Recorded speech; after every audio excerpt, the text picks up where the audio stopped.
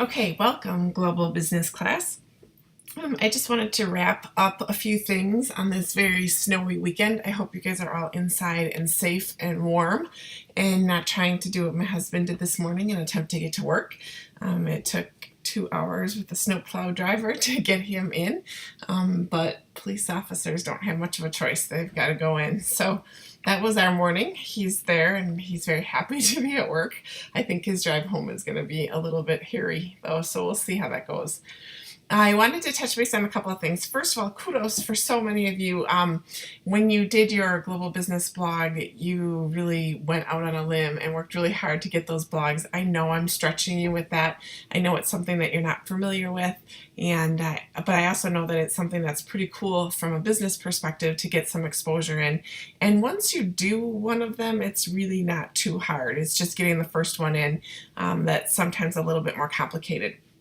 I wanted to highlight a couple. There's a couple of really good ones, just to give you a little bit of an idea of what I was looking for anyway. One of them is, this was Chris's very nice job talking about the pig epidemic in Germany, which I was completely unaware of, but they eat a lot of sausage there. And with an African swine flu coming in and potentially eliminating a lot of the pig population, that could be potentially terrible.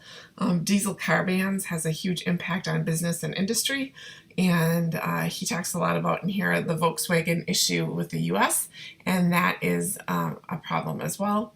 And then looking at football economy in business and how soccer really impacts the economy in Germany. So very interesting 3 articles, but you can see those are articles, okay? So more than a couple of sentences. He really went into some detail on each of these. And then a little bit about soccer as a cultural event, food in Germany, and then what to wear to work. So really nice topics. Clean visuals. You guys did really well on the visuals. Good visuals in here. Even for those of you who did like a Word document, I thought your Word documents were probably the best Word documents I've seen for blogs yet. A lot of time went into the formatting of them, and I do really appreciate that. Here is another one. This was, I think it was Melissa's, I think. But this I want to show you because it really outlines the topics. I think some of you had, the topics of current affairs and day in the life covered, but maybe not enough of them. So these are, you click on here and you get the full article, but you can see that there's a topic on foreign relations, there's a topic on workforce development, there's a topic on the economy, okay? Very clearly then she relates them to business, and then traditions and religious views and food and drink. So very well organized. Clicking into each of these areas then brings you into the more detailed part of the blog. But definitely another format and another way to look at this, but definitely covering all of the topics very well. So wanted to just show you that so you had an idea of kind of what I was talking about with those blogs, and way to go on plugging through that, because I know it's not your comfort area for most of you, but it's a good way to step outside of that comfort zone and find a different way to express some of your assignments and the things that you're learning. So the next thing that I want to talk about, well, 2 things. First of all, the currency assignment. When you're getting to the 10 weeks, I just want to find it here. When you get to the 10 weeks and you've done all 10 weeks in your currency assignment, I am looking for a summary. Probably about a paragraph or 2 in length, okay, so not 2 sentences. I don't want just a summary of what you made or what you earned. I want you to look at why the currencies fluctuated or didn't fluctuate. For an example, I was looking at someone's currency, and the Hong Kong dollar, as an example, had not fluctuated much at all. Why would that be? Probably a fixed currency rate, so it's not fluctuating much. But others will fluctuate quite dramatically. What's going on in the economy, in the political spectrum, that might be making that go up and down? If you look at, somebody did a blog post on Australia, and one of the current events was the steel tariffs that President Trump is potentially placing on Australian steel. Well, that might impact the Australian dollar. So let's take a look at that. So if you have some of those currencies, look at what's happening in the economy, in the political spectrum. What might impact the currency rate in those areas? So I'm looking for you to dig a little bit. Now, some of the currency sites will have information on there, but you can find them in business areas as well. So do a little bit of research on that, put a little bit of time in to get that extra 5 points. They can be submitted right in your wiki. So edit your last wiki and put it on the bottom, okay? And they'll be all submitted together. Some of you have a couple of weeks left to go, and we have a couple of weeks left in the semester, so not a problem, but wanted to share that with you. The other thing that I wanted to talk about is the Go Global Business Research project and the final exam. So the final exam is 10 questions. It's 10 essay questions on probably 10 different chapters in the book. So it's not going to be all in one topic. It's spread out. It's really more of a review for you to just kind of see all of the different topics that you've learned throughout the semester and give you a chance to talk a little bit about them. Each question is worth 5 points, so I'm not looking for one sentence responses. I'd like a little bit of detail in how you're thinking about it, and you are able to use your book. It is done right in Connect, so you can go into Connect. There isn't a time limit on it. You can go into Connect and answer those questions there. The Go Global Business Research Project. So this is the last big item that we have. It's worth 100 points. The first thing I just have to say is make sure that you understand citations. You've been doing very good at citations so far, so I feel like you have a really good handle on that, but simply paraphrasing what you read is still plagiarism. So make sure that it's in your own words, that you're citing where you got your information from. This critical thinking research guide activity came from the library. It's a great place to get that. There's a number of places that you can get some information. Global Edge has a ton of different topics and information areas. It's really almost like the Google search database for global topics. So there's definitely knowledge tools and statistics and different things in here for you to play around with. Lots of good information in there. Culturegrams in this global guide is going to get you a little bit more on the cultural side of it, but definitely take a little bit of time getting into this. Don't wait till the last minute, I guess would be my suggestion. Right here is where you're going to submit your project. It does do a plagiarism check. I have a 0 tolerance for plagiarism, so you will receive a 0 on the paper if there is too much that's plagiarized. You should be able to see the percentage that comes back. I don't have a magic number, but when I look at the body of the paragraph, and it's either all in quotations, because you should use your quotes sparingly, or if a significant portion of it is copied from the internet, nearly word for word or close to word for word, or paraphrasing without citations, you will receive a 0. So make sure that you understand plagiarism. I can't emphasize this enough. This class I don't have quite as many problems with as I do in business law. The best thing that I can tell you is read an article, look away from it, write down what you learned without looking at the article, and that's how you talk about it. Still cite the article because I want to know that you aren't making stuff up in your paper, but I just want to also make sure that it's in your words, if that makes sense.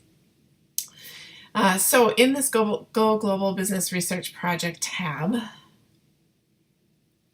I give you the information on what I want you to do. So my goal is for you to pretend that a multinational company has hired you to do some research because you're a leading consultant in the area of global business.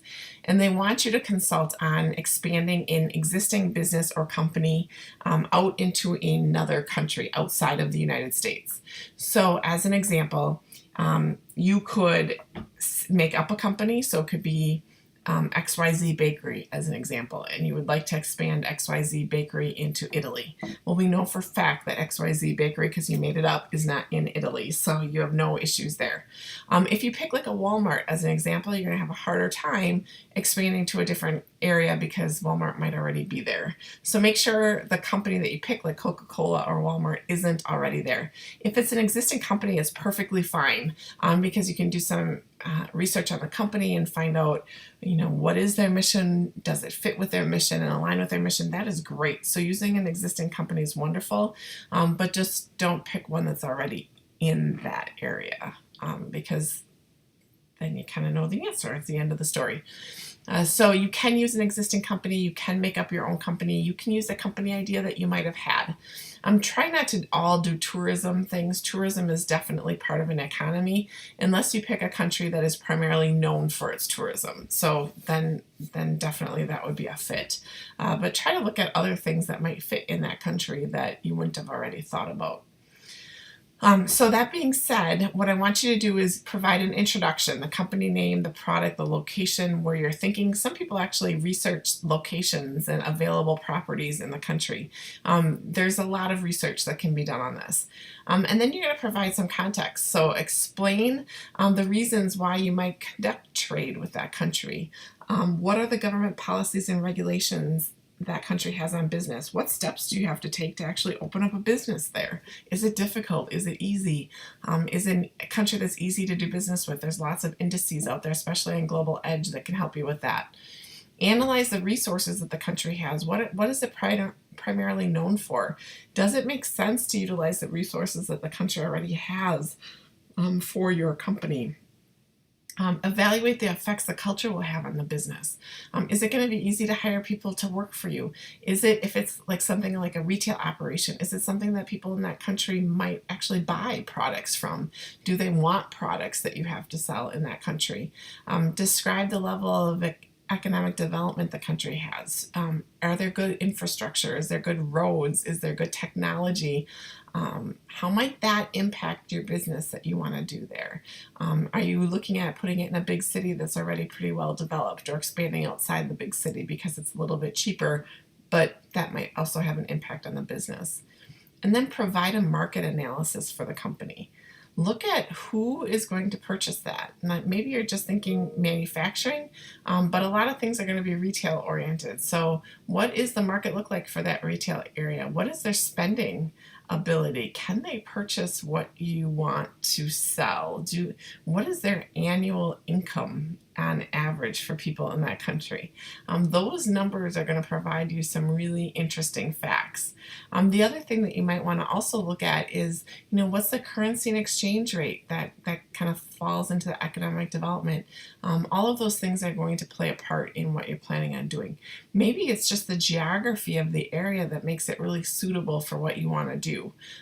Talk about that in that context. You're providing context about why that makes sense or doesn't make sense. And then recommendations. So what does the foreign environment look like? Is it conducive to business or not? Why? Explain why you think it is or why you think it isn't. The current vision and mission statement. So your current vision and mission statement of the business, does it align with that country? Do you need to make adjustments to it? What should the competitive strategy look like in that area?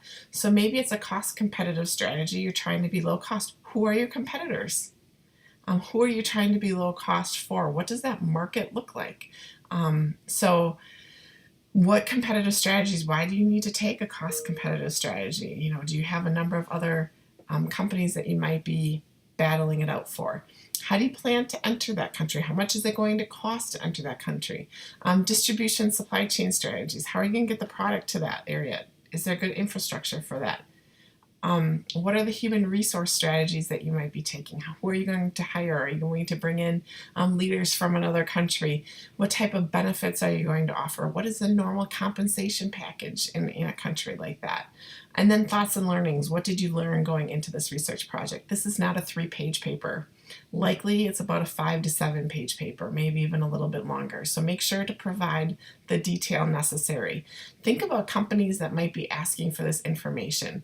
They're willing to invest probably hundreds of thousands, if not $1 million, into opening up a business or a company in another country. They want some information to know that it's going to be a solid investment if they do. Now, if you find out at the end that you would not recommend they enter because of certain reasons, go into those reasons why you don't think it would be really beneficial. I'm not expecting you to pick out a country that's going to be a beneficial environment from the start. I want you to talk about what you've learned.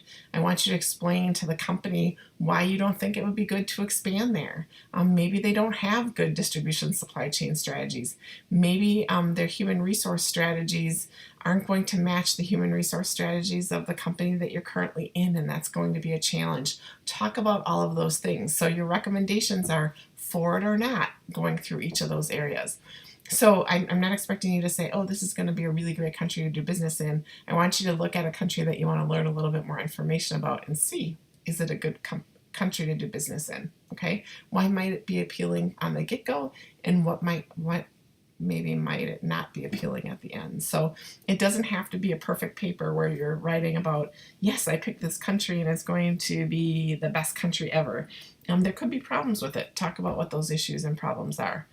Read through the rubric. This is what I'm grading, and I will be grading on this. Okay, so this is what I'm grading off of. Make sure you include those items in there. You will lose points if it's not sourced properly. That's in the body of the paper and at the end. Okay, spelling and grammar. You guys did a really good job with your with your blog, so I'm not too worried about you guys, but just want to make sure to point that out because people have lost points in that area in the past. If you have any questions, please let me know. Have a great week.